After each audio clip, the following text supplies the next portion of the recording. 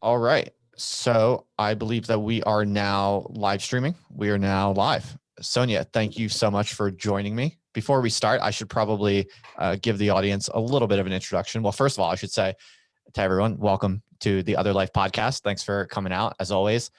This is actually the second podcast I'm doing in a very special series that's going to have a little bit more of a practical bent, which is somewhat out of character for me. Most of my podcasts for the past year have just been kind of rambling, crazy conversations about insane ideas. And now I'm going to try to do a series where we actually learn about how people are building interesting and successful creative digital hustles.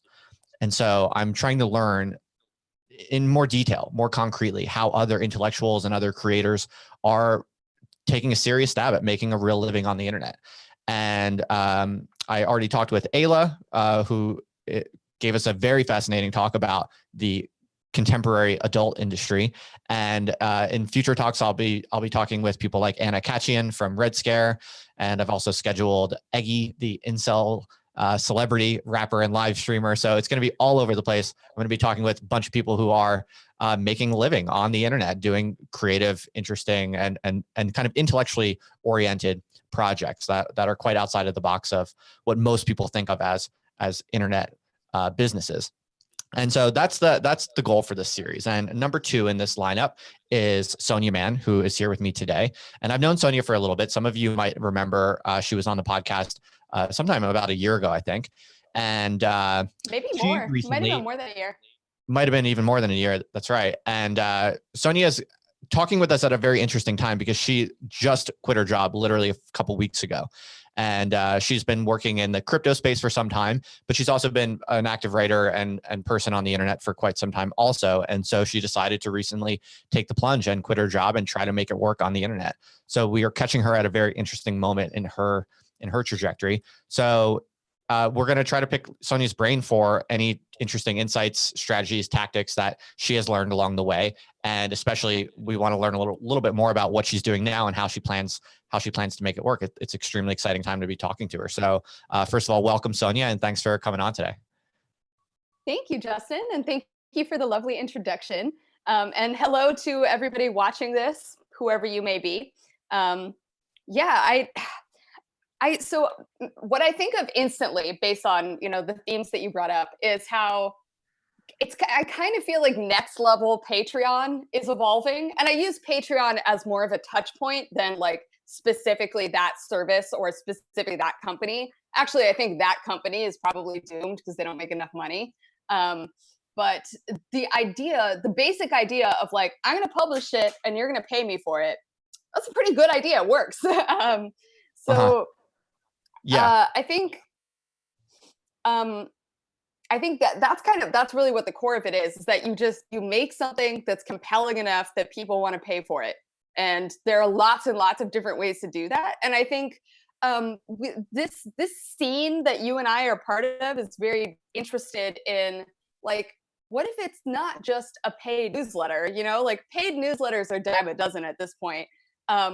And certainly when I was thinking about what I wanted to do when I went independent, I was like, okay, well, I could write an article 3 times a week or whatever. And I know that people would pay for that. Like that is kind of actually what people want me to do.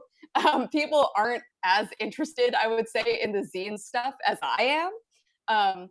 But in a way, this has kind of worked out in my favor because the things that I do are pretty niche, the people who sign up to support me are like the most invested people. It's definitely, I want to have broader appeal and I'm sort of developing towards it, or sort of, like product market fit in a broader sense. Mm-hmm. As opposed to sort of like, this weird little clump of nerds who already knows me really well. Like I want to be more appealing to people who don't know me already. And something Right. I'm working on. But I guess I have a lot of enthusiasm, but less coherence. So you'll have to keep asking me questions to guide me back onto some kind of point trajectory. Yeah. No, that's awesome. That's great to just kind of throw all that onto the table. We can definitely unpack all of it. I think the best way to start though would just be can you just give people a kind of really concrete, kind of line item breakdown of just what is your current kind of production system? Like what do you produce on what type of schedule? And just so we have a kind of starting point. That's a great idea. My current commitments are that I send a newsletter once a week. The second one is this week. So like Justin said, this is all incredibly new. I had sort of jankier and less active forms of the newsletter, but now it's a like consistent ongoing thing. So I send a newsletter every week, which is like, here's what I published this week. Here's what I've been up to. Here's what I've been reading about. Maybe some interesting links. I'm not sure about that part because I feel like interesting links are kind of a dime a dozen. People should sign up for Signs of Life. That's a great interesting links Oh, newsletter. thanks, Sonia. It outperforms the other interesting links newsletters. I'll say Wow. that. Yeah. So, okay. So one I newsletter have this is weekly a commitment. newsletter, and then I have a monthly zine. So the monthly zine is both a like physically printed little booklet pamphlet kind of thing, and then there's also a digital version, like high res scans kind of stuff. I send a physical zine to subscribers based in the U.S. International shipping is like a whole ball of wax that I'm not really prepared to tackle yet, especially with the whole pandemic thing going on. It was already a scary logistical thing to do, and now it's an even scarier logistical thing to do. So it bothers me that the international experience does not have feature parity, and I'm going to figure out some way to mitigate that, but I haven't figured out what it is yet. Okay. And I would say that, like, aside from, just let me say one more thing. Please. Oh, yeah. Aside from these like concrete things, a big part of what I'm offering people is, if I'm working on my own, I can be nimble and experimental, and I can just do shit. Like last week, I did a show and tell call. And that's something I did as a one-off. Like I didn't commit to doing it on an ongoing basis. I might do another one, but I haven't decided. Right. And it was like a fair number of people came. It was like 15 people or something. And that's the kind of thing that, like, if I had a normal job, I can't decide like, hey, I think I might just do a show and tell call on Friday afternoon. But I can do that kind of thing with people supporting me directly. Right. Okay. So your hard obligations are a newsletter every week and a zine every month. Is that right? Or anything else? That's it. And Okay. I would say that I have abstractly committed to delivering more than that, but I have not committed to what it is exactly. So this is intentionally leaving me freedom to experiment and just do things. Yeah, I think that's actually a little lesson here already, which I've noticed in my own experimentation. I think to keep your hard public obligations minimal so that you are certainly without a doubt going to always deliver, I think is really crucial. You can often sort of promise too many people too many things. And then before you know it, you're just spending all of your time in this kind of like really oppressive grind that actually makes you like half of who you really are. It actually makes you like a less interesting, less valuable kind of person or presence in people's lives. And so in a weird way, by keeping your hard public obligations relatively modest, you increase the probability you're absolutely going to deliver and probably going to over deliver. And also you have the time and energy to be your best self and be creative and try new things that people are ultimately going to like even more.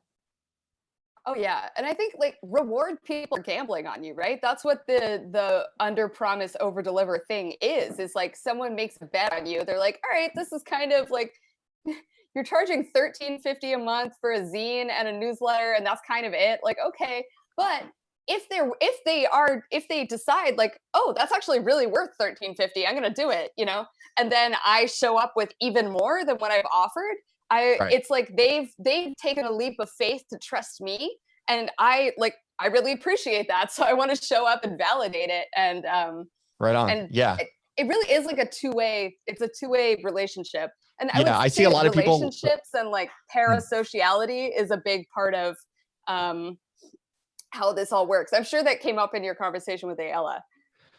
Sure, in a way, if only implicitly. I see a lot of people who will start a Patreon or something like that, and they think they need to promise patrons all these different things on this like complicated schedule to really deliver value.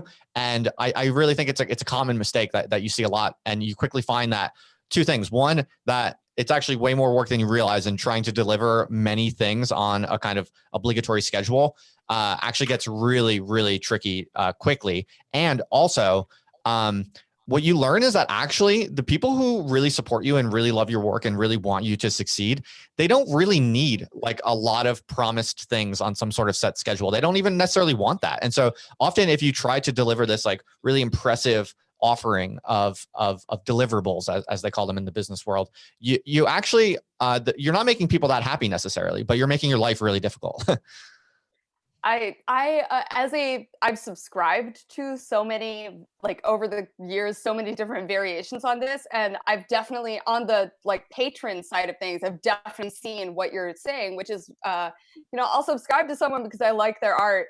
And they'll be like, I'm going to send you 8 different pictures with these like hyper specific, like this one is going to have this theme and this one's going to have this theme. And it's going to be on like, this one is every Wednesday, etc. And one, like you said, people always welch on it because it's too much and it's too specific, exactly like you said. And like, especially if you're doing anything artistic, like creative motivation on demand is a really tough thing. Like you can compensate for it with discipline to some extent, but I would say most of us are not in that, like, I'm a famous novelist who sits down and writes like 2 hours of prose every day. Most people are not in that level of disciplined production. And so if you're requiring like, I need to do XYZ theme at this time every month, you're just really asking something that's going to deaden your creative spirit. You're giving yourself this like, you're taking away your freedom to like move around and be nimble and be fluid, which is part of what gives you an advantage as an individual creator. Like you should not be trying to ape institutions. Institutions are a whole different kind of entity. And I mean, building an institution is one thing, and I know you're somewhat going in that direction, and some of my other friends are also. But if you're not doing that, like, don't do it because it's too much work. Right, right. So brilliant, brilliant. Now you told us a little bit about your production system at the moment, what you're putting out and what kind of schedule. Could you also tell us a little bit about what are the income streams? And if you wouldn't mind, give us a little bit of an insight into what are your current revenue numbers? Yeah, okay. So let me pull up Stripe, but I'll give you the high gloss, which is that I want to say it's around 30 subscribers right now. That's not a precise number because I would have to fact check it, but it's like give or take 2 or 3 people. And subscribers to what exactly? To the zine or to what? So it's just like a membership in my website. It's an all access pass to my output. That's the like concept of it is anything Gotcha. I make, you get. But the one So thing that you kind of are guaranteed to get is the zine. Is that right? yeah, so you're guaranteed the zine and you're guaranteed the ongoing newsletter, and you are amorphously guaranteed that I'm going to make more than that. Yeah. But just not what it is. Like I said earlier. So let's see. All right, over the last 3 months, my gross volume was $1,000.76.50. So not bringing in that much money yet, but Sure. that's okay. Like because I have runway, I intentionally, I have like roughly 6 months of savings to ramp things up, Right which on. is I definitely would not have quit my job without having that. So you I said 1,000 over about 3 months. So you have an MRR of about like Yeah, 300, although 300 something. no, let me tell you what the MMR is. It's like 450 or so. Because the 3 months it's very like loaded in the past couple of weeks after I announced. Like there were a Gotcha. few people who signed up before them, but it's mostly been a recent chunk. Gotcha. So the MMR right now, this is an estimate because you never know who's gonna like sign up or who's gonna drop off. But it's estimated at about $500 a month. Right on. Um, Okay, cool. yeah, Cool. so what I need to earn, like where I'm trying to get to within 6 months is $6,000 a month in revenue. So let's see, what's 6,000 divided by 500? I should be able to do that in my head, but I'm not good at math. 12. Yeah, so I need to 12x my MMR over the You're going next to try six to get months or this. so. What did you say it again? How much in 6 months? 6,000. Yeah, I 6,000 mean, a it's month. like it may not happen, No, but ambitious goals I'm are gonna awesome. try. Yeah, that's great. So Yeah. your goal is to get to 6,000 a month within 6 months. Yeah. So and then that gives me like my like personal expenses about $3,000 a month. So, but there's also like the business needs funding because I want to commission work from other people. Publishing costs money. Like you just have to like physically order things to be printed. Like various subscriptions. So like say ghost hosting is Right. fairly spendy because of the membership feature, that kind of Yep. thing. Yep. Um, Well, that's awesome. I mean, I applaud you for setting ambitious goals. Why not? Right. And Thank you. also for being public about it and not being scared to just say, here's my crazy goal. And I'm just going to put it out there. So good for you. And I'm obviously rooting for you. And I'm not that afraid of failure. no, you shouldn't be. And I think it's really good for you to be showing that to people. One interesting question maybe we should tackle at the outset is the idea of quitting your job to a lot of people sounds really crazy. And one big question in kind of this world of both kind of the creator economy, but also in startup land where people are launching side projects and trying to go full time on their kind of side project startup idea or whatever. A big, huge question people are always talking about is when should you quit your job, or when is it good or reasonable to quit your job? And I think, and when I was an academic thinking about quitting my job, I actually read a lot on this topic. I read a lot of articles. I read some books. There's one widely recommended book called When to Jump.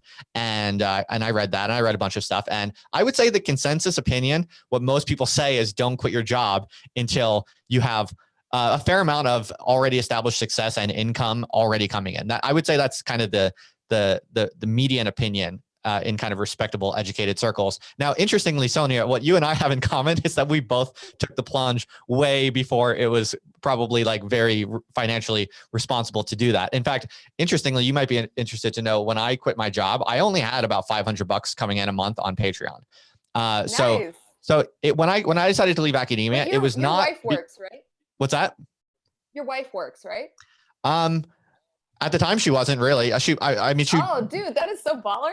I mean, that's a bit of an asshole thing to say because she's always worked something in some way. But I mean, at the time, she wasn't working like a professional career income type of game. So Yeah, that's all I meant by that. Like, I'm Yeah. not trying to denigrate her labor, just like in terms of how much like cash flow. Yeah, exactly. So she was working. She's always worked in some way, but she wasn't bringing in much money. No, and I was by far the breadwinner of the household. Luckily, we don't have kids yet, so so that kind of was a major variable in why I was willing to take on more risk. In any event, I am also the breadwinner, and my fiance was like. Yeah. Well, I mean, for what it's worth, like, so what I want to basically tell listeners or watchers at the moment is that Sonya and I are probably on the far end of risk tolerance, and but there are different debates in this world. Like some people say you should really have a very kind of promising, stable financial trajectory for your side project or your creator project or whatever before you quit your job. But in my perspective, and this is the question I want to ask you, Sonya, I want to ask you how you see it and how you thought about that risk and that decision. For me, it was kind of like once I had just enough kind of a test, really, like to me, like $500 a month is obviously nowhere near enough to live on, or let alone build a family on. But it was, for me, it was more like once I got to like about $500 a month, it was enough proof to me that there's something here, right? Like there's clearly something real, and it wasn't like certain that I'd be able to pull it off, but it was clear that if I hustled hard enough and was creative enough and willing to be flexible and keep an open mind for long enough, I had just enough assurance that there was something real here. And I just knew deep down inside that I could make it work somehow. And so for me, I decided that was enough. I wouldn't necessarily recommend people quit their jobs with only $500 coming in per month with their side project. But I would also say, you know, if you're the type of person like me, maybe the type of person like you, I mean, I don't regret it at all. And I'm making it work. I'm doing quite well. I'm quite happy with how I am 1 year out from that decision. So I wouldn't necessarily recommend it, but that's my take. I'm curious to see how you saw that decision, because a lot of people might say you're being super irresponsible and crazy for quitting your job with a relatively small monthly income from your creative projects. Yeah. And I think like to some extent they're right. Like it is risky. So you know, if I were going to give people like a one-liner on when they should quit their jobs, I would say when they're convinced that they should pull it off. So basically, the answer that you gave more sort of boiled down into a, like an inane slogan. But I I had a very similar perspective to you, where it was like once I had tested the market enough to believe that I could earn the amount of money that I needed to, or like that I could get to being able to earn the amount that I needed to within like a relatively manageable time frame, I was like, all right, let's fucking do it. Like, because I can get there faster if I spend full time focusing on it. Like I would say that for me, the big like I've always had copious time to work on things, but my concentration is a very limited resource. Like my it's like executive function and then like creative wellspring are both very limited relative to the amount of time in the day. So like making myself do things is really the hard thing for me.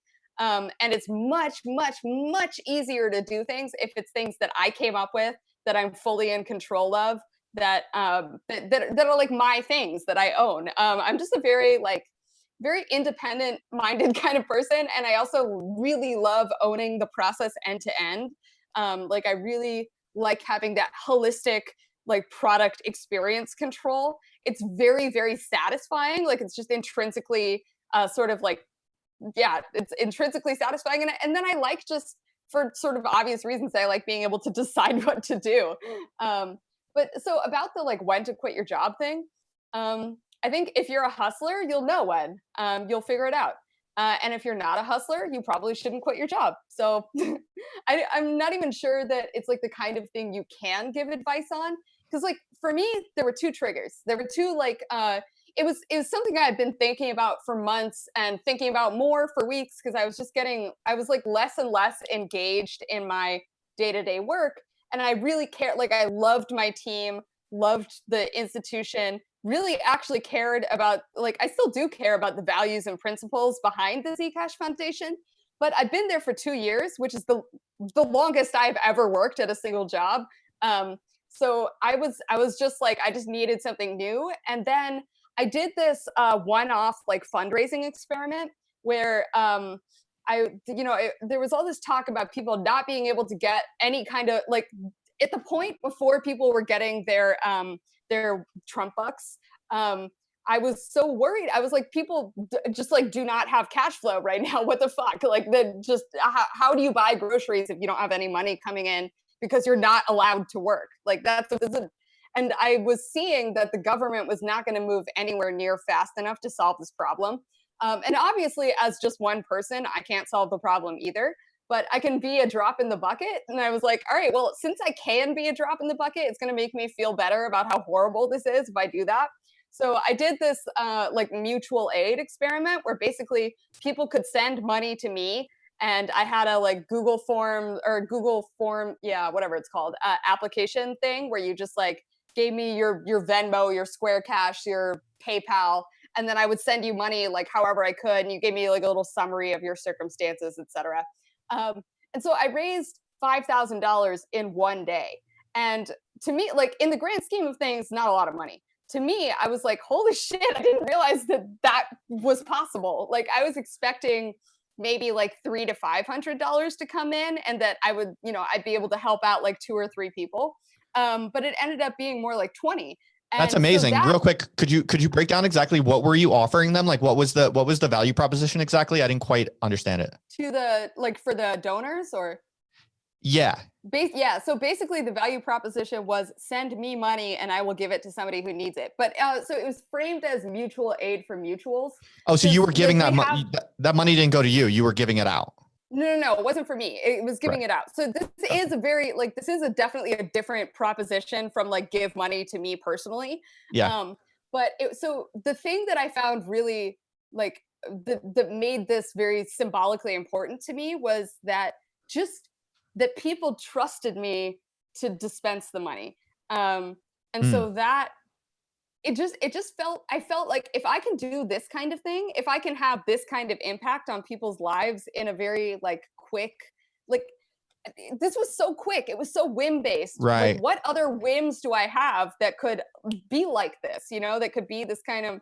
And I don't have necessarily the room or the bandwidth to express as many of those whims as I would like to. Right. And then Mark Andreessen published his "Time to Build" blog post, and I read it, and I was so fired up. I was like, "All right, it's time to build." And that kind of was the final trigger of quitting my job. Wow. Interesting. So one thing you said there that I think is really good to pause on, I think it's really important is how when you first start experimenting with anything online that involves money, it can really kind of be quite inspiring, and it kind of changes your mentality about what's possible. This really resonates with me because I've had similar experiences where like you just want to try some random thing.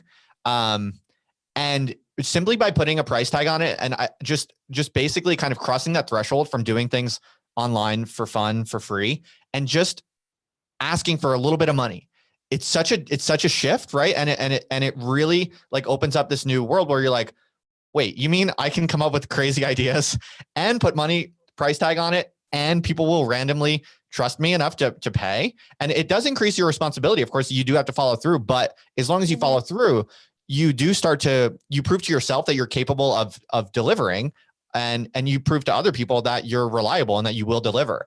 And so I think that's really important to pause on, because I think for people who are thinking about playing around with these different types of projects, one of the most important things you can do is just come up with some silly little thing that has some amount of payment attached to it. Anything, it doesn't matter, because it really does have a profound effect on how you think about what's possible. Would you agree with that? Yeah, definitely. I think and how you think about what's possible, I think, is a really important theme here. Um, and I don't even, this actually bothers me a lot, because I feel like people are incredibly passive and don't see their own agency or their own capabilities. And I don't know, maybe that's me like projecting, or who knows, like Well, I could be wrong, but it feels that way to me, that people have so much more potential than they're willing to like take a risk on trying to develop it, I guess. mm, Like I know there people are risk averse about things that don't even parse to me as risks. Like, right. so the idea, so I know people who are really hesitant about publishing their writing, say. Mm, This is like a super common thing.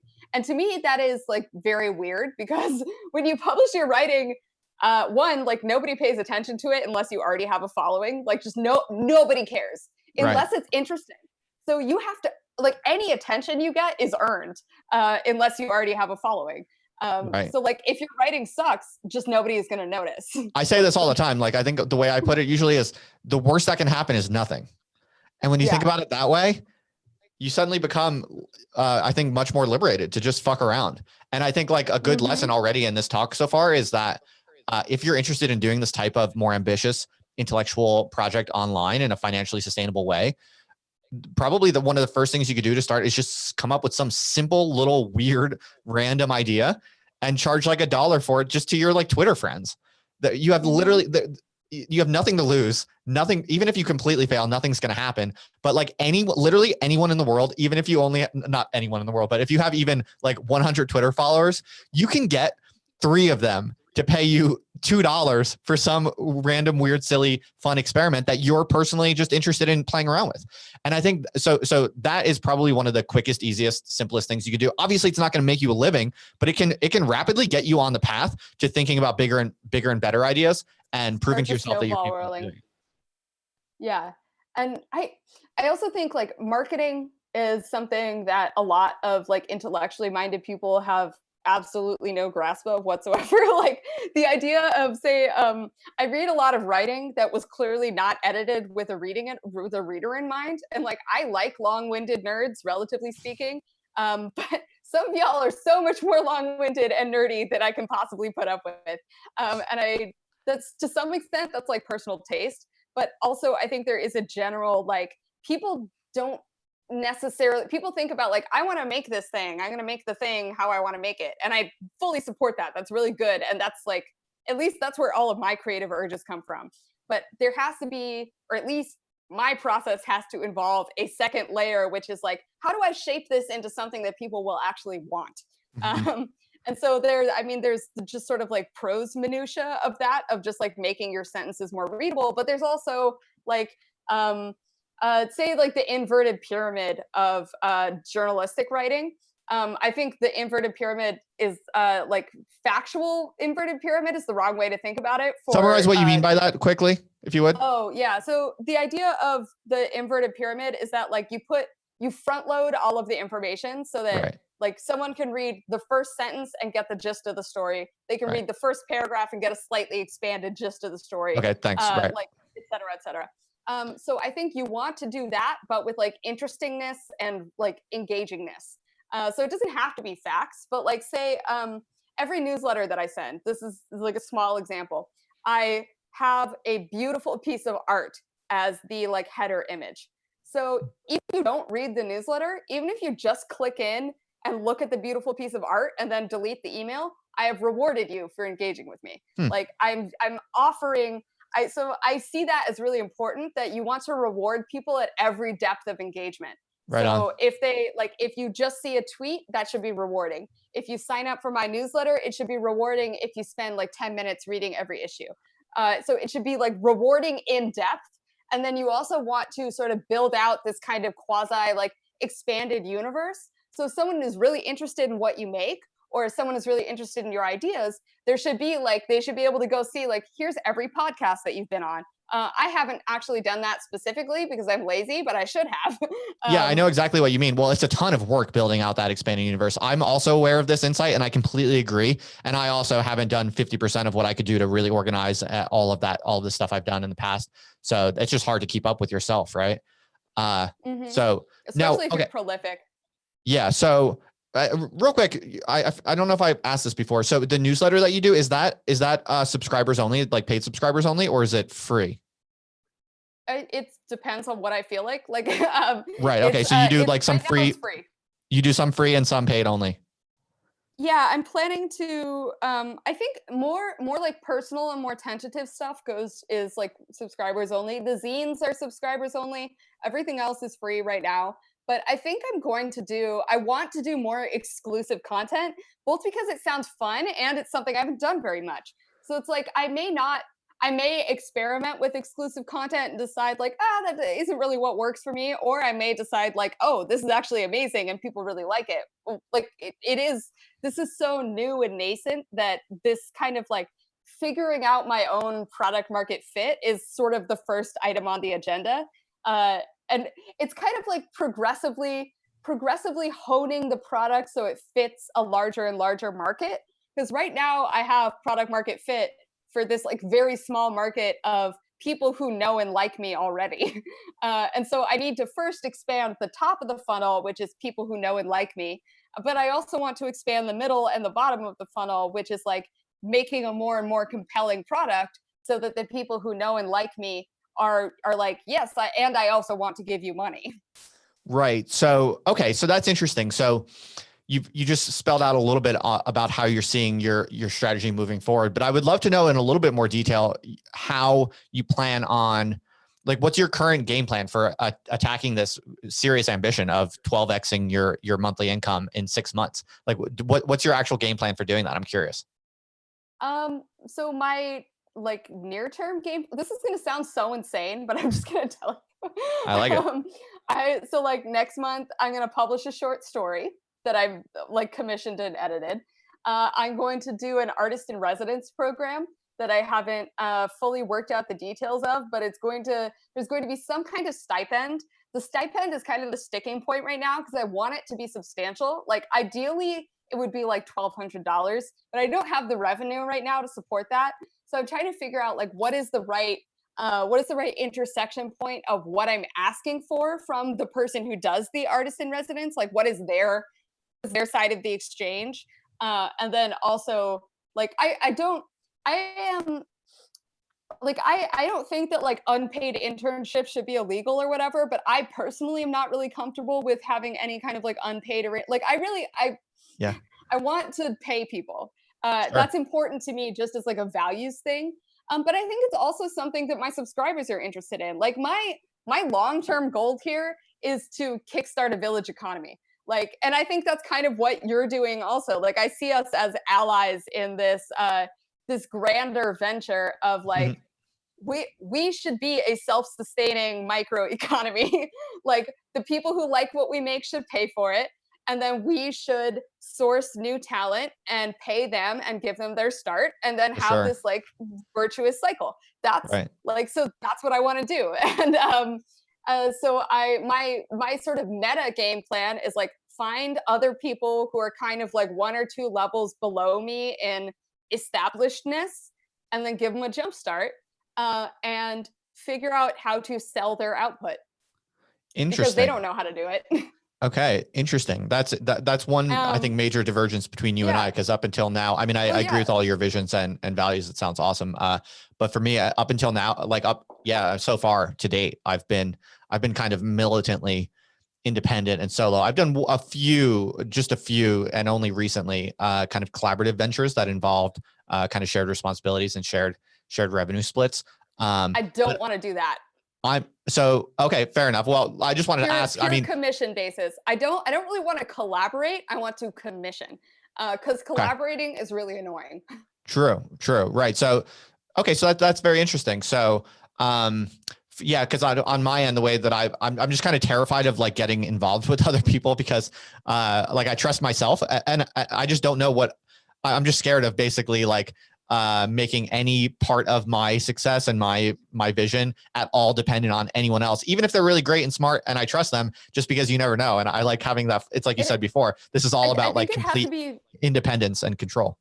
it has to be very modular, so they can't be a dependency, and that's one of the difficult things. Like if they flake, it shouldn't impede me at all. So that's what I Right. don't like about many. So I said I don't want to collaborate. I want to commission. Then I immediately felt bad about that because like I see the like say the editorial process, the like I'm editing this short story right now. That is a very collaborative process. But if the other guy like if he disappears, it doesn't make it so that I can't continue with stuff. It just means that I drop this one, this one short story that I'm planning to publish becomes a sunk cost if he like flakes for whatever Right. reason. I'm not Right. expecting him to, but if that happened, it has a relatively low impact on me. So And I you think like, that's yeah, like this is something the meta that you brought up earlier is that like make bets that have a capped cost of failure but unbounded upside. So like I like it. I like it. So I you mean, like commissions because yeah. it's insulated, it's self-contained. So if one goes bad, it's not Mhm. the end of the world. And if it goes good, it's good. And But also, yeah, I mean, I want a kind of cultural VC model here where I'm like the A&R guy sourcing talent. And I sort of want to see like, can I pick a hit? Can I produce a hit? yeah, Like, I'm gonna find someone who say has a, I'm planning to like gradually increase scope, right? Like right now I'm publishing a short story. And this is an example. I've also done so like there's some visual art commissions that are going to be part of the next zine, and other stuff along those lines. Like I want to make a game like a small playful game in the playful game, obviously, in the next couple of months. Just like I've never made a game before. I know some people who make cool games. Like I don't know, let's see what we can figure out, right. and how we can set up the arrangement for that criteria that I mentioned, which is you want a capped downside, unbounded upside, and Right that on. is like that's quitting my job, right? Like the but some people wouldn't see it that way, but those people aren't me. Like the thing is, I know I can get another job. Like Right. if I decide that I want to go back to normal work, like in 3 months or something, like this doesn't seem to be working, I can get a job like pretty easily. Um, and Sure. that sounds this is another thing. Like that sounds so fucking arrogant, but like to be honest about taking these risks and making these bets, I feel like I have to own up to I am to some extent extraordinary. Like you're not supposed to say that, but it is true. And I think you are also. Like most people can't do this. That is true. Well, in some And ways, for both but material and like character reasons. in other ways though, you're actually being realistic and honest. It is a fact that most people, at least especially people who kind of in our circles on the internet, like if you're doing creative intellectual stuff on the internet, you probably have some education. You're probably like have a pretty decent IQ. Like you're probably pretty okay in the scheme of things, right? In the kind of global distributions I don't I of don't think economic anyone risk opportunity. averse can pull it off. Well, all I wanted to say was that I don't think you're really being arrogant to say it's just a job. I can get another job easily. That's actually true for most people who will be listening to this. And it's actually an important point to pause on because in academia, you would be amazed how many people with PhDs in a good career, they feel like if they left academia, they couldn't get a job. There are lots of people who actually feel like that. They think, oh, I couldn't do anything else. I'd be helpless if I lost my job. And it's crazy. It's fucking insane because you have a fucking PhD. You're not going to starve. You're really not. And so like I would say this kind of thing when I was getting ready to quit, I would say this kind of thing. And like, you would be amazed how much kind of pessimism and fear and anxiety there is even among people who are eminently employable. And so you saying that, you know, it's not so it's not really arrogant. It's actually like quite a basic, just realistic, somewhat optimistic, but realistic attitude, which is actually more calibrated to reality than a lot of the like the fear and the anxiety, to be honest. I would push back on that. Yeah. I think that the people who have the fear and anxiety, it's almost like it's like self-justifying. If you're not brave enough to take risks, then you're probably right that you can't pull off taking risks. Yeah, that's a good point. That's a good point. Yeah. So I think like it's kind of mean to say that because I'm sure there are people listening to this being like, oh shit, that's kind of me. But I'm sorry. Like it is what it is. I hear you. Yeah, for sure. Now, Yeah. maybe we should do a little segment on zines, because you've been selling zines for a Yeah. while. Of all the things Wait, that let me of grab all the a like a different physical of copy. all the different kind Sorry, of go ahead. internet content games out there, zines might be the one that you're, up until now anyway, most specialized in, you could say. So I know some people who would like to produce zines. In fact, there are some members of indiethinkers.org who either have made zines in the past or who are interested in making zines. So I know there are people in my world who are interested in this. So let's talk for a little bit Yes. about the nitty gritty with respect to successfully producing and selling zines on the internet. Now, you do a model where it's mostly an online selling process, but then people who buy your zine Mhm. receive a paper product in the mail. For instance, I have here with me today a zine that from Sonya Oh, nice. that my wife and I bought a few months back. And as you can see, you know, it's super cute. It's real paper. You can touch it in your hands. It's artful. It's elegant. And it's got like really cool kind of custom cute things like an envelope pasted to the back with slips of artful paper in it and all kinds of, That's yeah, a just great like, example of like a whim-based thing that an institution would never do because it took so fucking long, dude. Like I individually pasted those to the back of each one. okay, so let's break this down for people. So first, just paint us a picture of what is the system, like what tools do you use to sell it, what's like the process you use to launch, and then concretely, how do you produce it and mail it out? Can you just kind of break that down for us? Yeah. So I started out using this is my cat Polera. Hi. Hi, Palera. Thank you for Yeah, joining us. I started out actually. So the first time I made a zine, I just like printed it off on my parents' printer and then like stapled it together. Zines are one of the great things about zines is that it's like a very grassroots publishing medium, and it's a very DIY, like just kind of cobble it together, do whatever you have at hand. So a lot of what I'm about to say is based on what I have at hand and then what I also like just perceive as being in my universe of tools, so to speak. So for selling, what I recommend is Gumroad. I don't think Gumroad existed when I first started making zines, which was like in high school, and I also wasn't selling them; I was just giving them away. Um, so yeah, Gumroad is good for selling. It's both like the fees are relatively cheap, and it's just like it's very modular. Like it's good. You can just kind of slot it in anywhere. Like if you have a website, if you have a blog, if you have social media, whatever. Right. Um, I think honestly, and Gumroad is it's amazing fairly product. It's amazing. It's so flexible and powerful, and it just works. And it's so cheap for everything you get. It's a Gumroad is it's amazing, a I think. thousand times like Patreon is such a ripoff compared to Gumroad. Um, And also Patreon, the uh, website sucks. Like everything about the website sucks. Whereas Gumroad, it's super smooth. Everything works. There's tons of bells and whistles, and it's just really cool. Yeah. Yeah, I would say Gumroad is like oriented towards being a delivery system rather than towards being a platform, and that makes it so much better and so much Mm. better suited to like what a individual creator actually needs. So let's go into As detail on far as like how do you build that Gumroad product for a zine, and what are some tips and tricks that you kind of learned along the way about how to do that well? so I keep it very bare bones. I don't write a lot of copy. Like so say the little description. My I'd say my goal with I'm big on like teasers and provocations. I want to arouse people's curiosity and draw the like give it's like a hook. You want to give people a hook. But the hook doesn't need to be, at least in my experience, doesn't need to be like long and elaborate. Like it'll just be like one short paragraph. Like for example, here's one of my this is my most recent zine. This is Clandestine Motives.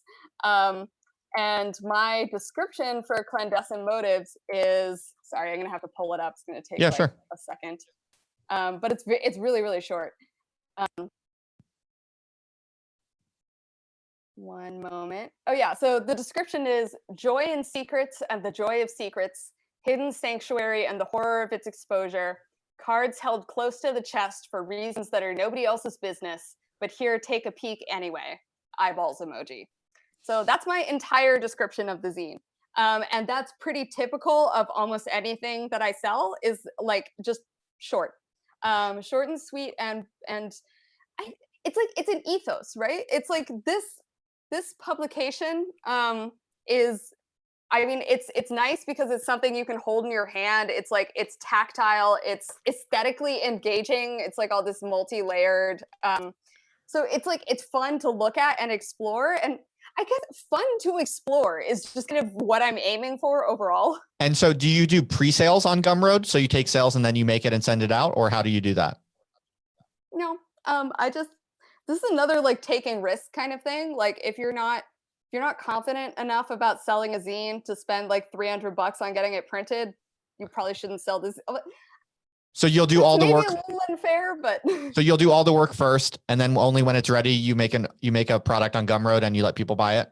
yeah. Yeah, I'm And not then big. you, Like I personally am not big on the like Kickstarter model for the pre-commitment reason. Like I don't want to pre-commit to delivering an exact thing because usually the creation process changes what it is. So I'd rather know what I'm going to be offering at the end of that process and then ask people to buy it because then I okay, can accurately describe what I'm making, or okay. what I'm offering them. Yeah. Yeah, that's fair enough for sure. I'm kind of a huge fan of the pre-sale method, if you will. But it's It great to hear. definitely it has its benefits. I'm It's great not to hear your against it. perspective. Yeah. So okay, so and what about mailing out? So I've only ever done a few experiments in my time that involved actually mailing things. Like one time, and actually this is kind of an example of something we talked about before about just doing some random, quick, easy thing just to start like learning how to pull in money and how to manage it and how to build systems that do that. One thing I did a long time ago was when I had to move house. I had a bunch of books that I couldn't afford to ship back to America. This is actually when I was leaving academia, in fact, and so I like put a type form up really quickly and just basically said, if you'd like one of my books, I'll send it to you. Just tell me a little bit about like what you like to read. And it was a fun little, it was a fun little kind of gamified thing. I honestly had to get rid of books, but it was nice to try to make some money back off of them. And I think I did a kind of pay what you want type of model or something like that. I forget how I did it, but I just made it a little type form. I feel like you It was a almost fun definitely little thing. lost money on this, didn't you?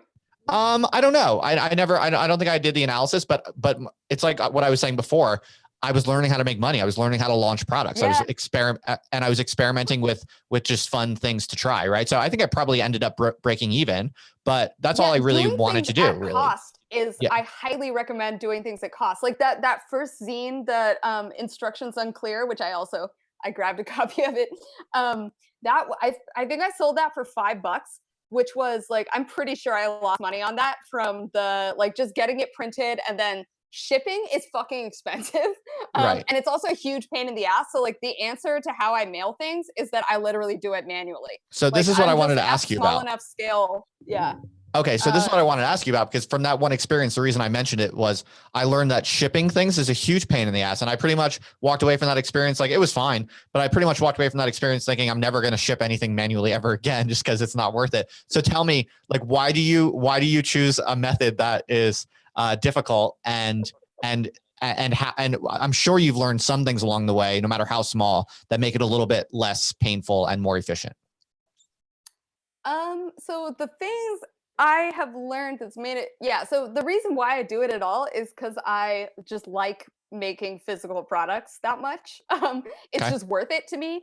Yeah. Because like I said, I really enjoy, like, I enjoy these as like tactile exploratory objects. And that's just not something I can really deliver on the internet. Like I would compare it to say, like buying a book on Amazon, super, super convenient, but it's not the same as going into an indie bookstore and then like wandering around and Sure. looking at the weird staff shelf and stuff like that. Yeah. So I think I'm more interested in that indie bookstore kind of experience. Like it's just what I want to make. Yeah. Um, It's what you're into. and there's almost Yeah, and I would say like there's kind of I didn't go into it with this perspective, but there is like a post hoc justification, which is that like getting mail that is not bills or other bullshit is really delightful.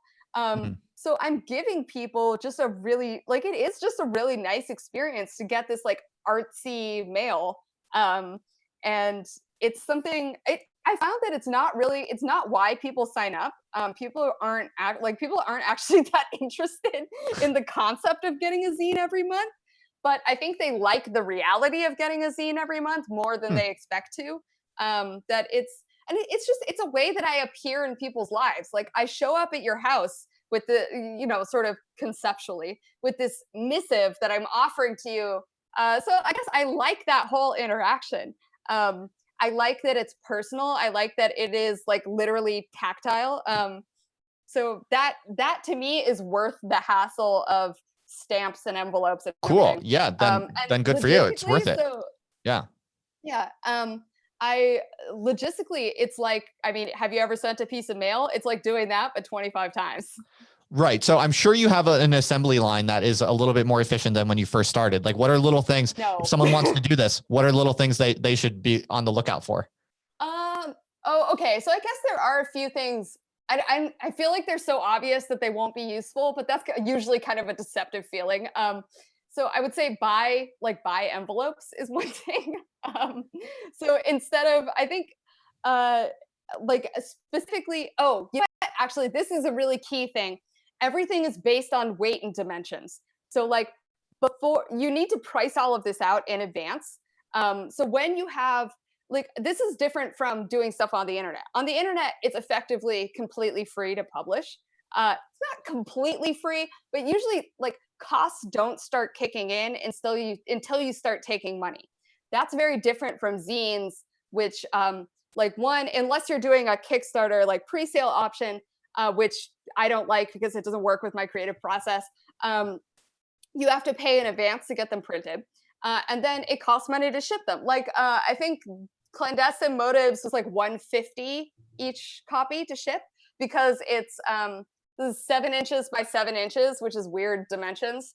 And so it counts as a large envelope for USPS, which makes it slightly more expensive than a Hmm. like normal size envelope as determined by USPS. Hmm. I would say like USPS as a subsidized shipping method is part of what I'm taking advantage of here. Like, I may be wrong, but I suspect it would cost more if USPS was not like a nationalized service for me to ship things. And also the whole like last mile aspect of it would be Hmm. really, really difficult without. So this is kind of predicated on the existence of a national postal service. Um, Sure. uh, yeah.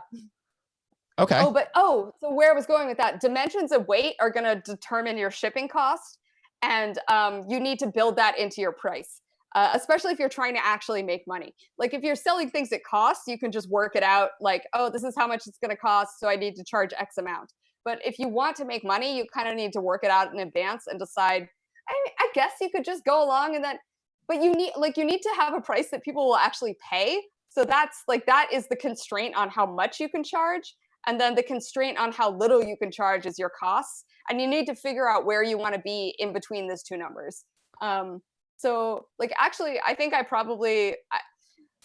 yeah, I don't know. Like, pricing is really difficult. The only way I figured out how to do pricing is through trial and error. So, like, that the zine that you had was $5 a pop. This zine is $23. Oh, So wow. it's like Nice. yeah, and that part of that is because it's a charity fundraising project, and then part of that is just because I have a much better sense of like the value of things now, Right. and also I'm much more confident in charging like an actual premium. Like I think when I first started selling things online, I was like, okay, I have to charge the bare minimum and offer as much as I possibly can for people to be willing to buy something. And now I have a very different perspective, which is this is a luxury product. Like if you if you work like a prototypical minimum wage job or whatever, you would have to be insane to spend money on any of this. Like this is something Right. like wealthy people can afford what I make and people who aren't wealthy aren't. And this is true of like almost every artistic business of any sort. So like being a luxury product, being a premium thing is part of my, I don't know, overall brand strategy or something. Like I think there's that's only one really of me. smart. I have a monopoly on Sonya, so I can charge more. I think that's really smart. I think at first, like when you first start selling stuff on the internet, you're super intimidated and lacking confidence because you're like, as you were saying, you feel arrogant. You feel arrogance kind of putting a price tag on something, and because that's implying that it's valuable, right? And it's hard to know if your work is valuable before you put a price tag on it, because until there's a price tag on it, you're not actually sure if it's valuable to anyone. Like even if people are reading your free stuff, do they really value it enough to cough up money? So when you first put a price tag on something, you always make that price tag probably lower than it actually should be, because you lack confidence. But I think you're absolutely right that after that, after your first few, what they call like tripwire products, like after you get your feet wet selling some things, then you start to realize, oh, actually I was undervaluing myself, and I actually need to increase the prices. And in fact, this is common in startup world also, in like tech businesses, like small bootstrapped tech businesses, which is frankly where I learned almost everything I currently know about how to do the content game with sophistication. I pretty much just stole everything I learned from the tech startup world. And Oh God, me too. yeah, I yeah. wonder how should is the advice that we should have been giving like you need to read a ton of startup bro marketing shit and then you'll get it? Honestly, I think there's a ton of value in the tech startup literature, or just the conventional Me wisdoms there too. and the best Yeah. practices there. I think there's It's a a community ton. of practice also. For sure, for sure. But frankly, I mean, people don't have to go read all that stuff. They can just like listen to us, right? That's what we're trying to do now, is we're trying to actually just digest it for people, really, right? And one of the things you learn Yeah. in the tech startup world right now is people are constantly pointing out, like, people are undercharging. And it's one of the most common reasons small side projects, startup, bootstrap startups, one of the most common reasons that they fail is that people are not charging enough. If you charge $5 a month for your product, you need so many people for that to be a viable business.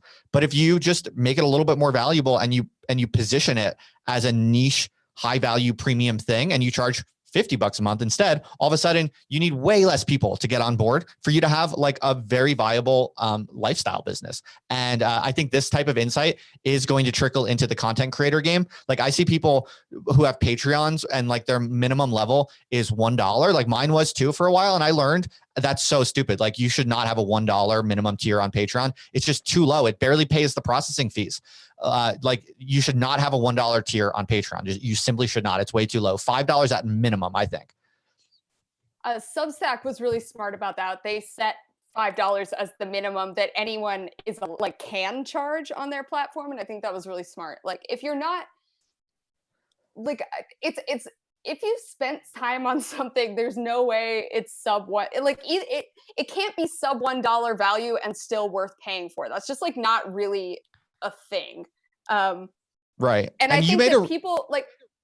Oh, well, I was about to say maybe what you're going to say, that the price is a very important communication with your customer, or like with your, like whoever you're trying to reach. And like people think of things like branding and marketing often as deceptive. The way that I think about it is making your value legible to people. People don't like, people both don't want to and generally just won't like try to work to understand what you're offering. Like the person who does that is rare and more likely to be a peer, I think. Like someone you're going to have a friendship with, say. But if you're looking for customers, what you want to offer them is something like obvious, easy, and appealing. So the obvious and the easy part, and also the appealing part, like you just have to frame what you're offering in a way that makes sense to people and appeals to them. Which sounds so obvious, but people like largely do not do it. But also you learn to do it over time. Like it probably is good for your first iterative. For your first few things to be underpriced. It's probably good because you do lack confidence. You're not actually sure if you can deliver value, and you're not actually sure what it's worth. So yeah, maybe for your first few things, testing the market is really important. Yeah. So it's probably inevitable and maybe even necessary and good to underprice things at the beginning just to get your feet wet. But you do have to rapidly update. Part of the process. Yeah, but you do have to update rapidly and realize, like, if you want to make it work and you really want like a viable lifestyle doing this kind of stuff, you have to learn rapidly to increase the prices to actually reflect what it's worth. And I think you made a really good point before, which I want to flag for people, which is that you kind of realize at a certain point that ultimately it's a luxury purchase. Like you're kind of biting that bullet. And I think that's really, really good insight, which is not obvious to people. Like people think that their buyers are going to have this kind of like utilitarian mindset of like, is this have enough value for it to be worth the $5 they're asking? This kind of like shopkeeper's mentality of, is it really worth it? Is it providing the value that matches the price? But the fact is, like, if you're an intellectual or a true artist and you're making goods that are, at the end of the day, they're not really about providing economic value to someone else. They're not going to help someone get a job. They're not going to give someone some kind of immediate, tangible, concrete benefit. You can't sell a zine based on ROI, because like that just doesn't make any fucking sense. Yeah, if you're doing intellectual work or truly creative artistic work, the fact is, it's not going to be providing value. So people are not going to be buying it on that basis. They're going to be buying it because it means something to them, because they want it in their life, because they want to be a part of it. It's these kind of categorical kind of attachments and investments that people have in you and what you represent, and wanting to be a part of it and wanting it in their life in some way. So when you realize that, you realize every purchase, no matter what the price tag is, it's essentially someone making a kind of small scale luxury kind of self-indulgence decision. And when you realize that, it really does change the game, because then you realize, okay, I shouldn't price this in a utilitarian way. I shouldn't be thinking about what it's like worth in terms of immediate value, but I should actually price it as the luxury good that it is. And instead of $5, I'll ask $20. And that makes much more sense in that type of perspective. And I really do think that's true. So I'm glad you said that. And it is, I mean, it's a way, it also, I think for this sort of individual creator with an audience model, it's an investment in me continuing to do this. So like someone buying, like they know, they're not stupid. They know that this didn't cost $23 to print and send. They are intentionally like, yes, I like what you do and I want you to continue doing it. And that's part of why I'm willing to pay more than I would for, like, just like, it's less. This is what I meant about when I brought up parasociality earlier, like that there is a relationship, there's a connection. And then that is part of that. It's part of what matters. It's part of what makes it worth paying for, is the presence of that connection. And the energy, like the willingness and the commitment on both sides to continue sustaining the connection, and to continue feeding it, and like investing in wanting it to thrive, I guess. Right on. Yeah, I think that's very well put. Do you think there's anything you're doing that is particularly clever and working quite well, that is a bit of a kind of trade secret you've discovered that people might be interested to know about? I'm just kind of curious. I feel like so much about what I do is dictated by my personality. So it's less that like I feel like there's been this long iterative process of trying to figure out how to what are the highest what are the highest ROI parts of my personality or something, or like how do I work around my personality in a way to make it produce ROI. So like some things, I feel like a lot of things, like say the testing the market and experimentation, like experimenting with selling stuff. I didn't like figure out that was a good thing to do and start doing it because of that.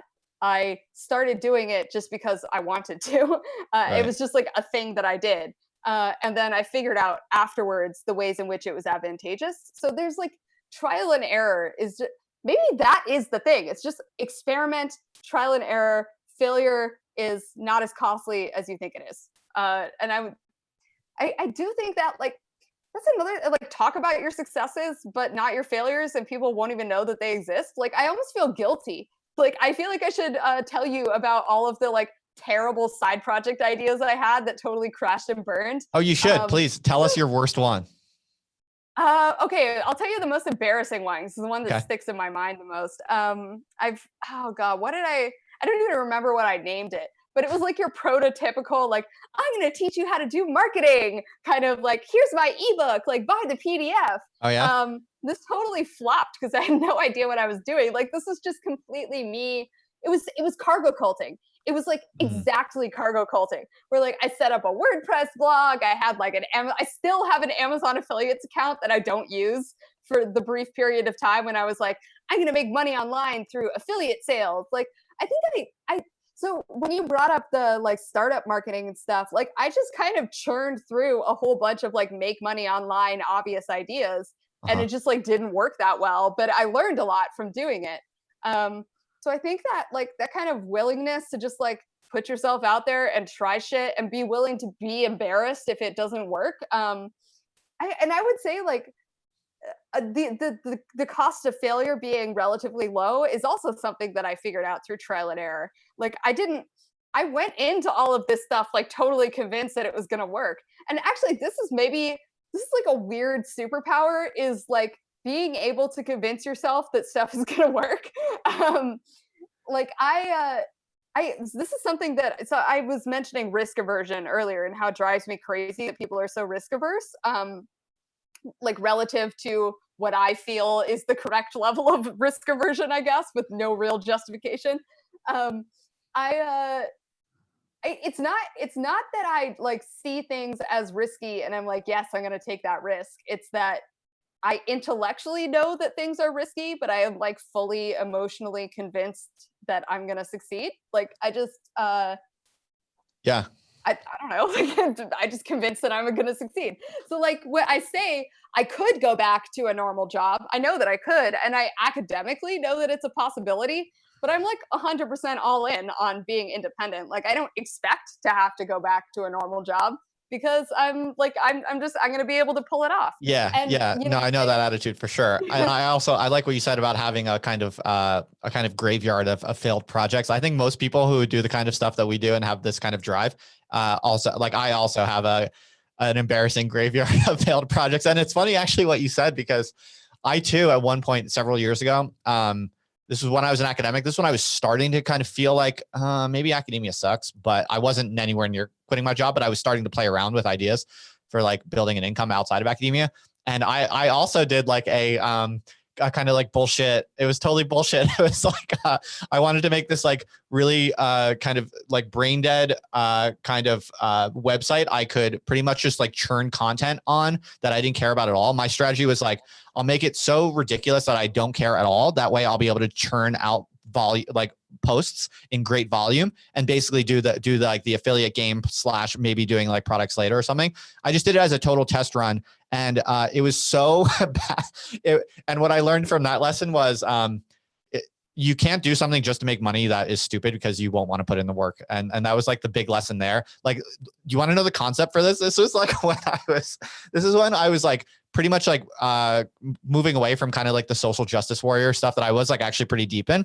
And I started to kind of realize that like a lot of that culture is like pretty shitty. And I was basically unwinding from all of that. But I realized I had all this kind of knowledge built up about like the social justice culture, because I was like pretty much a social justice warrior for years. So I was like, I'm going to do a book review website. I'm going to do a book review website where I do like pro social justice warrior book reviews. And because like that whole language and that whole subculture is so stupid and kind of like automated, I could pretty much just like churn out social justice gobbledygook reviewing books. And I had this brilliant idea. It felt so brilliant to me, because I was like, I know how all those people think, and I can easily churn words out in the social justice lexicon. So I'll just churn out like idiotic blog posts that I don't even care about, and people will eat it up because there's like a ton of demand for, there's lots of like social justice warriors on the internet. That was like my business model. And so I was like going to turn this social justice idiocy against itself by like essentially churning it out at scale. It went absolutely nowhere, because after doing like 3 of these blog posts, I was like, this is so stupid. I don't want to be doing this. Frankly, I'm going to go out on a limb. I'm even going to tell people, I'm probably going to regret this, but I think the website is still up, and it's called librarycard.org. There are still like idiotic posts of me like, yeah. So anyway, so this is to inspire people, because like, yeah, everyone who does this stuff long enough, you're going to have a graveyard of failed projects that go nowhere, Yeah,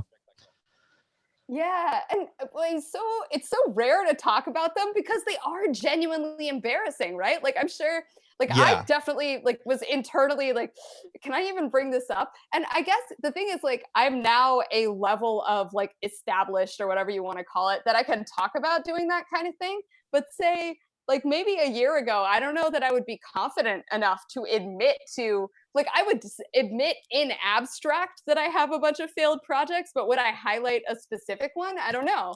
It's But so now I feel painful. like I Yeah, it's so I do painful. think that like that it's such an important learning process. The like it doesn't go anywhere. It's like you fuck up, but the fucking up is useful because you learn something from it.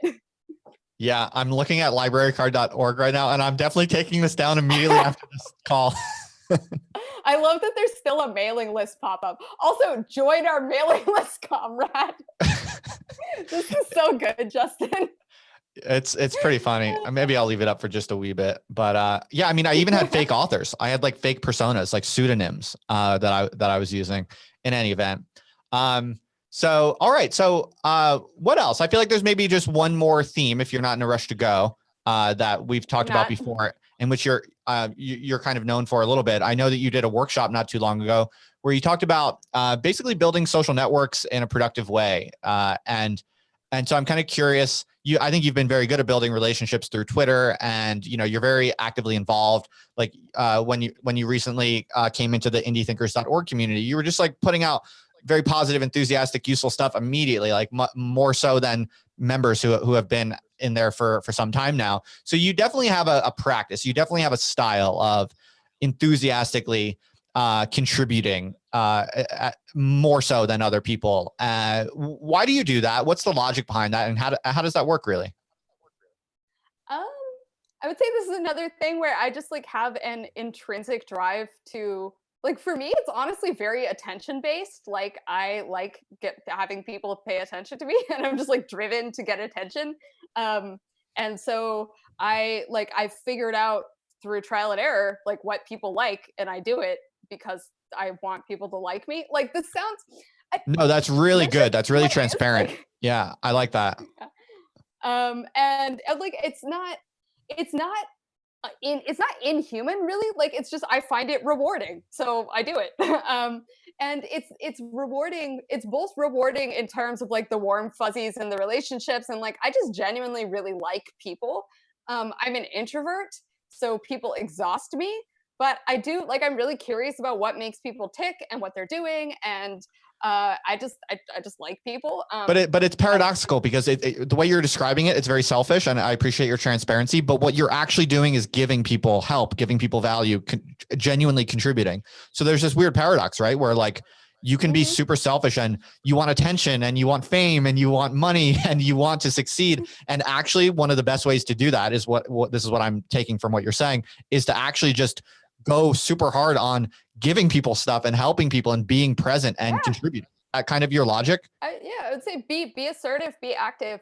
And then so specifically for the so I did this workshop which was friends as force multiplier and Mhm. the basic concept of it was like here's how social climbing works.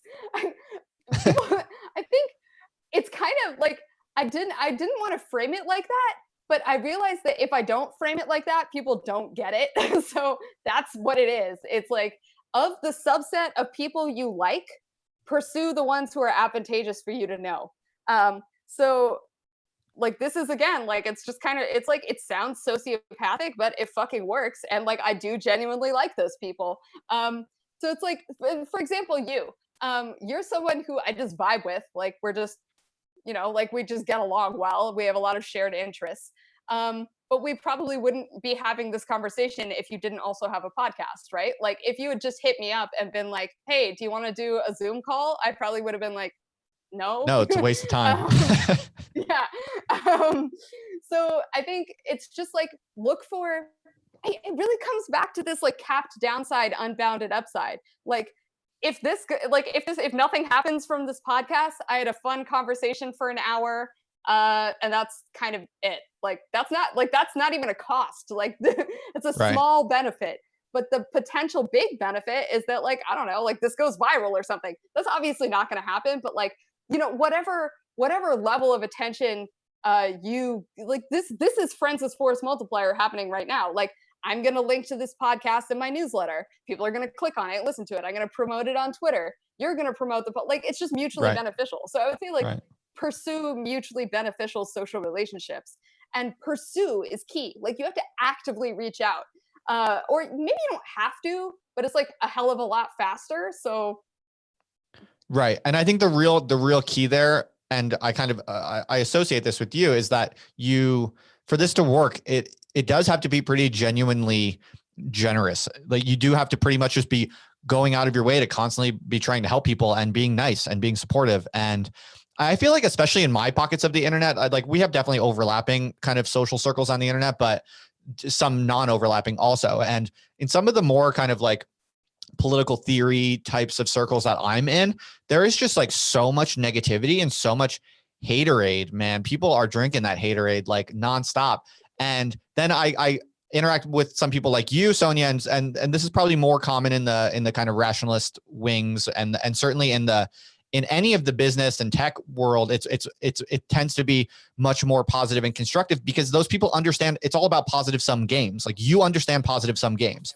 I understand positive sum games but a lot of people who are intellectuals on the internet they genuinely don't understand positive sum games, and they think that they can just be these like negative, bitter, resentful people and also somehow be like an impactful like thinker or something like that. And in fact, this is one of the biggest mistakes I see from intellectual types on the internet, is that they don't understand that like if you're going to have any impact with your ideas, and certainly if you're going to have any success building a kind of financially viable model for doing intellectual work over the long term, you better find ways to be constructive with other people. Like you don't have to like everyone. You certainly don't have to candy coat things and applaud everyone and be this kind of saccharine, this saccharine nice guy. I'm not saying that whatsoever. I'm just saying ignore what you don't like and find what you do like and the people that you do like, and be constructive and create positive sum games. It's like, for some reason, there's just so much bitterness and negativity and kind of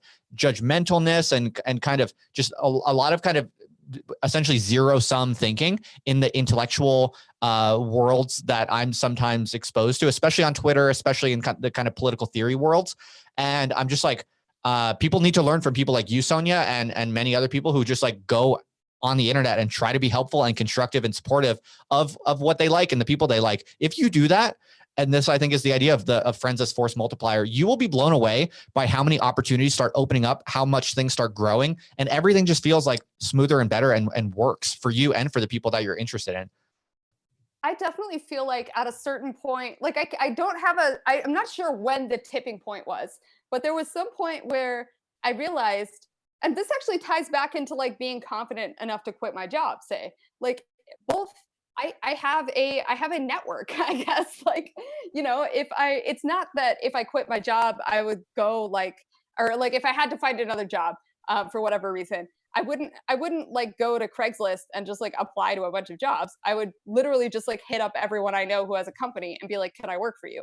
That is, it's just like a whole different, it changes your landscape of opportunities. And that is, it's once I'm sure you felt it happen too when it unlocked. Like it's almost like you ascend to or like you reach a certain threshold, and then it's like you unlock a new credibility layer or something, and people are like, oh, you're one of us. Like, oh. And I go back and forth about the exclusionary aspect of this, but maybe that's like a whole nother topic. I wanted to ask you, so do you think that that like sort of zero sum attitude that you were talking about, is that a hangover from the structure or like the job market of academia, or is it more of a cultural thing? Or I've really thought about that, and I think you might have the nail on the head. That's something that I've also thought independently in my own thinking about this, because my model of it is intellectual life up until quite recently was often played out in these very particular traditional institutions, right? So academia being kind of one of the best emblems of it, but generally in ways that are kind of insulated from the open market, right? So whether it be academia or whether it be kind of traditional New York publishing houses or whatever the case might be, for much of the history of ideas, the game is played through these kind of social hierarchies. more so than open markets where actual intellectuals are themselves competing on open markets. That's quite unprecedented. That's really quite new. And even today, it's hardly a thing. I'm kind of one of a handful of people who I think You're the are vanguard. yeah, I'd like to think so. But I'm a handful of many people who are kind of figuring this out, such as yourself also, Sonya. But my theory of it is pretty much that because the history of kind of highbrow intellectual work has often been negotiated through essentially social politics. Like you have to convince some gatekeeper to like you. And then when you get their approval, then you get your book published at the big New York publishing house, or then you get into academia or whatever the case might be. And because of that history, we have a mental model of what it looks like to do serious intellectual work. And that mental model is essentially a zero-sum game where you have to be superior to your competitors and you have to look down on other people and you have to be pretty much negative and judgmental about everyone who's not you. And I think what's happening is we have that mental model, which is based on years and years of history of how the kind of intellectual economy has operated. And now all of a sudden, the most important and creative and productive, and I think in the long term, impactful and successful intellectuals of our generation are going to be those who pretty much learn how to unwind that, because those institutions are dying. I mean, they're literally dying if they're not dead already. And so those mental models and the attitudes and ethos that worked for those traditional institutions no longer work. And the people who are going to be the most successful intellectuals of my generation, I really do believe, are going to be the ones who are able to adapt and essentially pivot their attitudes and practices to a more positive sum game, because ultimately now we are all kind of free floating enterprises, more or less, on an open market. Yeah, I think like you and I are not really competing with each other. Like we Not at we all. may have some overlap in customer, but yeah, we're not like, we're both in a literal sense like not trying to do the exact same thing. But then also like if you the more market share or whatever you want to call it, you like there just isn't like limited market share in the same way.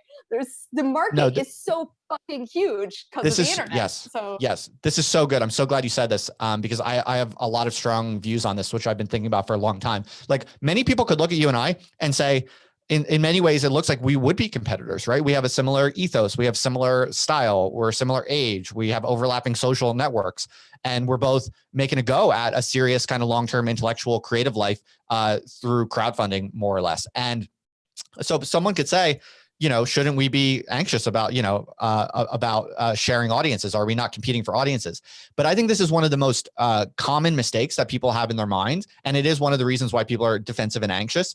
And it's so false. And I really do believe this, because what people don't understand is that this world we're operating in, it's only just begun. Like it's seriously, much of the world is still not even on the internet, and of the world that is on the internet don't even have like reliable, low friction, like payment infrastructures, right? Like, and then, in like, China, for instance, auto translation also, that's coming. yeah, like we're exactly. gonna be able Like to there's so much, that's languages. not even fully saturated in terms of like basic technology and basic kind of penetration of the stuff in society at large. And not to mention, kind of full-time intellectuals like the types that we are, it's kind of still unheard of. So pretty much like in some very superficial short-term sense, you and I are competitors, but we have so much more to gain by helping each other, because the way I see it is like, if I can do anything, Sonya, to like increase, let's say if I can do anything to double your subscriber count over the next 6 months, what that really is going to do is it's going to show to many more people through word of mouth that what you're doing is even a thing, that there's even people like you doing what you're doing. And if I can triple your subscribers, Sonya, what that's actually going to do is it's going to lead to thousands of new people who know that this is even a thing. And I only need 5 of those 1,000 to come to me because of your success, for your success to be totally within my self-interest. Do you see what I'm saying? And I think that's like the longer term thing that almost no one sees, which is why I'm like talking about this with so much kind of excitement and enthusiasm, because I think when you realize that, what people should realize is if you're doing any type of creative, like serious intellectual work on the internet and trying to make a go of it in an economically viable way, you should be throwing yourself at anyone else who's doing similar types of work, doing anything you possibly can to help them and make them succeed, because that's going to come back to you tenfold in the long term, because we're at the beginning of something new. I really do believe that. And that's why I'm just like so exasperated with all of the negativity and the zero sum thinking from like other, intellectuals on the internet who fucking hate me, frankly. Like people hate me so much. It's crazy. Like my book on Deleuze was like, for a small fringe philosophy book, it was amazingly successful. It was awesome. And a lot of my readers really liked it for what it's worth. But people who write about Deleuze or write about philosophy on the internet, generally almost to a T, they all hate me. I mean, it's amazing to me. Like I have so much I could help them with. I have so much I could show them, and they could do what I'm doing so much more easily if they were willing to like ask me questions like a friend asks questions about how to do things, or ask me for support or whatever. But instead of doing that, they wallow in their sad little holes talking shit about me, and they're going absolutely nowhere. And I'm just like, yes. I'm not sad about it. I'm trying to help you. Right now, you're a fucking loser because all you do is talk shit. Whereas if you just try to be constructive and helpful, like I'm down to support you and I'm down to build something with you, and let's all fucking do this. Let's fucking go. But people don't have that attitude, yes, exactly. and they're losers for Rep your friends. What'd you say? Yes, rep your friends is like, this is such a big, everything you said, like I just huge cosign to all of it. Like it's like we're bootstrapping a scene, or like I said earlier, like a village economy. Yeah. Like we're just getting this started. Like we're building out Main Street right now, which is so cool. Like I'm similarly so fucking stoked. Like this is, I feel like we're on, I don't know if we're on the cusp or like a little bit past the cusp, but it's I feel like we're at the start of a new golden age, I guess. And part of like, but golden ages don't just manifest, like you show up and you make it. That's how I feel. That's totally how I feel. I guess only time will tell if we're right, but that is clearly the wagers that both you and I are making. And we could be wrong. We could certainly be wrong, but we clearly in the game though. We have skin in the game. Yeah, we could be wrong, but we clearly do believe this because we've both of us in our own individual ways, we've put pretty much all of our eggs in this basket. So we could be wrong, but we clearly do believe it because we're putting our money where our mouth is. I think that's powerful also, is putting all your eggs in one basket. Like there's an obvious downside, which is that like you could drop the basket and all the eggs break. But there's also a sort of under-recognized upside, which is that basket becomes like the most important thing in your life. It's like all-consuming. It's like you're in love with the basket. You think every day about how to make the basket more beautiful and more safe, and how to show it to more people so they can see all your like beautiful little eggs that are going to hatch. Like, and that all in focus, all in incentive is very powerful. It's powerful for motivation. It's powerful for creativity. Like it's just, there's almost something a little magical about it. Yeah. So definitely. I'm really glad. Like I'm having the time of my life. Although again, like because I've had a day job, because I have like, relatively wealthy family, that makes it easier, but other people can do it. Like, I don't think, as far as I know, you didn't have like, I mean, you had a day job, but you were like a professor. Yeah, I was a professor for like 6 years. And I mean, I had the benefit of, well, like we had some savings from my academic job, but not a lot of savings. And I mean, I come from unattainable to the people listening to this for the most part is probably the point, right? Like, well, I don't know. No, I mean, I don't know. Like, I come from a poor family, and although I had a professional career and I had the opportunity to save somewhat for a few years. I mean, it's not that much, and it's still not that much. So, and I'm getting kind of old. Like, I think, how old are you? I'm 25. Yeah. So you're significantly younger than me, as I thought you were. I'm 33. So, I'm not getting any younger. I don't have kids yet, but my wife and I want to have kids. So, I mean, my situation when I took the plunge from academia, it was not particularly promising or privileged. Although in some ways I acknowledge I did have some savings. My family, I get no money from my family. I never have. That so much. Yeah. That takes a lot of balls. You should be really proud of yourself. Well, thank you. I mean, we'll see if it was smart or stupid, but I mean, look, ultimately, I think what this comes down to is like there are different personality types, and as Sonya said before, like if you feel like you need to take a plunge and go all in on some sort of creative project, if that means quitting your job, like you're gonna know. Like I just knew my time in academia was done. I was over it. And I think if you're a certain type of person, but I came to with my day job was like, I am going to like my performance at this job is going to rapidly dive if I don't quit because I'm not motivated anymore. So yeah, that goes back also to what you were saying about how going all in on something, in some ways it can be unwise because, generally having a diversified portfolio is better than having a non-diversified portfolio. So going all in on anything can be dangerous in that way. However, it does have some psychological benefits, which you alluded to before, Sonya, which is that if you are all in, you need to focus, and it will force you to focus. And I'm the type of person who like, I'm an all or nothing kind of guy. I always am. Like I'm either like really doing something or I'm not doing shit. And so for me, it was kind of like it needed to be an all or nothing thing, and I kind of knew that, and I kind of felt that. And even though I took the plunge probably before most people would consider it financially responsible, I'm 1 year out, and I don't regret it. I mean, I'm not like hugely super successful quite yet, although I haven't even done like a proper public financial report, which is coming up very, very soon. I've actually almost replaced my academic salary 100%.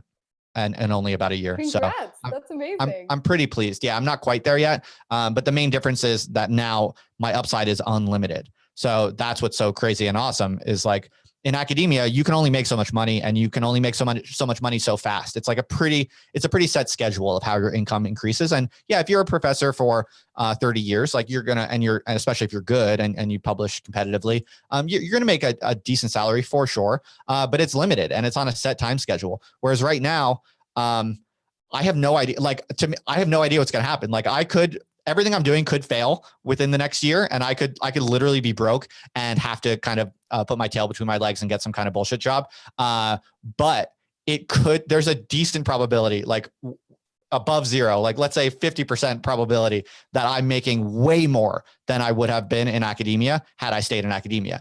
And you can invest the surplus back into your venture, right? So you can get like this leveraged compounding cycle because you took that initial risk. Although I will say, like you and I clearly have like I think we both have this kind of all-in thing is like a part of our personality. Yeah. And I do want to say, like, I do want to acknowledge that, as you said before, there are plenty of people who have made it work by like sustaining their side project until it replaced like a third of their income, or even like until it was break even for their regular expenses. And that can work too. Like I feel like almost a lot of the stuff I say it's both an expression of my worldview, but it's also an expression of my values, right? Like, and it's very hard to extricate those things from each other. So I always feel kind of guilty, actually. Like I'll say like I'll go hard on the risk aversion thing and be like, people are so passive. But that is as much like it's how I say things, or it's how I see things, but it's also who I am. And so if you're somebody else, you're not going to like. I think that's something that I've really come to believe pretty strongly is that you have to work with who you are, and it's only malleable to a certain extent. And so, like, if I were going to give people advice, my like very meta advice would be like invest in your own strengths, I guess. Like invest in your strengths, try to strengthen them more, like try to get that compounding advantages thing going with whatever advantages you have to start with. And they could be completely different from me or you. It could be just, it's like whatever you've got, work on amplifying the good parts of it. And then seek those opportunities where you can experiment and the failure is just kind of like embarrassing, but the potential upside, even if it's a small potential upside, the potential upside should exceed the like maximum failure. That's the situation you want to find. And you want to make those bets over and over again so you can find the ones that work, or find the like experimentation, see what works, like, and start small and then like gradually increase your scope. Hell yeah. I think those are all very wise words. And I think that's about as good a place to end as ever. And we've kind of gone over time. So I hope I haven't ruined your day, Sonya. Oh, not at all. Good. Well, thank you so much for coming out. This was super interesting. And I think there's genuinely a lot of insight and tactical and strategic wisdom in this talk, especially if people are interested in doing things like Sonya does, like making zines and working an interesting kind of subscription model around that. Definitely check out Sonya. I'll put a link to all of Sonya's stuff in the show notes for sure. So you can check that out. And Sonya is very nice and approachable. So if you want to chat with her about anything, I'm sure she won't mind random DMs. And yeah, I just want to thank Sonya for coming out. Wait. First, before what do you you got? actually close the podcast, I want to plug the Indie Thinkers community, which is indiethinkers.org. You guys already probably know about this, but if I don't plug it too hard, to be honest, because I'm still building it, so I'm not pushing it too hard at the moment. Oh, well, I think it's great. So. Oh, well, thank you so much. Thank you. Yeah, indiethinkers.org. Check it out, because it's the community there is the rare sort of like, if you go onto a subreddit that anyone can join, right? Like you're going to get the subreddit is going to be shaped by like whatever the topic is, of course, and it's going to be shaped by like whoever the moderators are. But to a certain extent, the community is going to be kind of random because anyone can sign up. But Justin's Indie Thinkers community, at least right now, is this, it's a very thoughtful group, I would say. And it's been interesting. One of the most fun parts for me has been seeing the wide array of things that people are thinking about and working on. Like there's a guy who's really deep on music theory. And that's like something I know very little about, but it's really interesting to see how he thinks and to see how he's pushing his own project forward and his own progress intellectually, as well as a creator. And it's like you get this little window into the lives and the process of all these different people who are working on these cool, interesting intellectual topics that they're trying to unravel. So that I would say is like a really great thing about Indie Thinkers, and that's my plug for it. That's so cool. I'm so glad that you have been finding it cool and worthwhile. I'm working hard to build it, so I'm my head is in the weeds of operations and trying to make it good. I literally have very little idea about whether or not people like it or not. So that's really nice to hear. So yeah, I'm proud of it so far. I think we have a real cool culture brewing. And so thank you for mentioning that. And yeah, if any of you out there are working on your own kind of long-term independent intellectual projects, I've pretty much been trying to build features and systems in indiethinkers.org to pretty much be designed to support you and help you do that. So if you're curious, at the moment, it's just invitation only. It's still in private beta, but you can request an invitation if you're curious at indiethinkers.org, and I'll jump on a private video call with you and I'll just tell you about it. It's pretty much how the system works at the moment. So yeah, thanks for that plug. I didn't realize that you weren't like actively shilling that to the degree that I would be. So I mention it. It's no secret. So it's totally fine. I appreciate you saying that, but it's more like it's still in private beta. So I'm basically I'm only mentioning it briefly here and there while I make it really good. I mean, I'm proud of it already so far, but I have quite a bigger vision for it, and I want to make sure that it's really fucking good before I start telling people that it's here. You know what I mean? So I'm quite pleased with it so far, but I still have a lot of work to do before I really kind of launch it in public. Yeah. Well, I think anyone who's part of Justin's audience, you're already kind of making a small implicit bet on Justin, and I would increase your bet. That's my it's my financial advice ? No, that's just my advice generally. Like I'm a big believer in picking people. And then this is also incidentally, like so much of my thinking is shaped by the VC world. But how VCs think about it is like you pick the founders who get it and who have the drive. And I think like Justin does. So well, that's very kind. That's so kind. Thank you very much. I really appreciate that. If it's like too flattering. No, it's okay. Well, I don't edit, so it doesn't matter. Thank you also, Sonya, for not just coming out today, but being so forthcoming about your data and for sharing your experiences, good and bad. I think there's a ton of people out there. I think it's useful. People like us, we're not super successful. Like we're not making mad money. We're like at the very beginning of just trying to make it work. So in a way, it's like it's less impressive than all the crazy, like how I made $1 million stories. But in some sense, it's more valuable, I think, because we're real. We're super real. We don't have huge followings. We're not famous. We're not rich. We're just barely making it work, but we're both fucking happy as hell. And it seems to be working.